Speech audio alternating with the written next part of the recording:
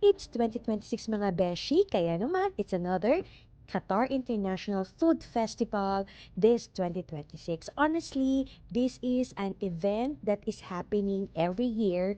And last year, 2025, it actually started by month of February. But this time, since Ramadan is coming quite early this year, mas pinaga nila yung ating QIFF. And this time, mas pinalaki nila yung venue. So we are here in one of the stadiums, no, football stadiums before.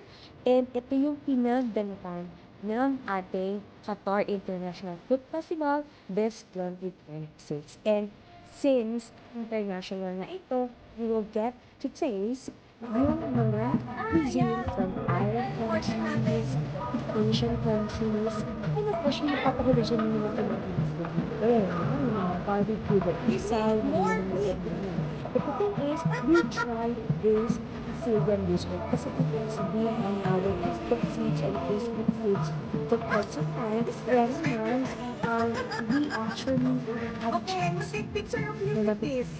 So this is a kunafa. This is no made of kunafa rather. And napasayaw na napakipas ninyo mga beshies dahil nga masarap naman yung kanilang ice cream and kunafa.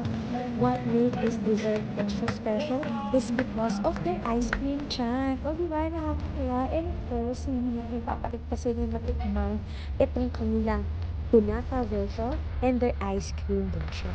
And ito na natin mga version nila, lampakan lahat ng mga in-orders ko. And what made this excited and actually natin ng mga QIFF na so they have so much things there that is happening all at the same time. So ngayon, meron silang may mga pa-DJ, may mga pa-music, minsan may mga flip-flop pag-ito, and ang pinaka-highlight ng ating QIFF for this year is the everyday fireworks. Yes, indeed!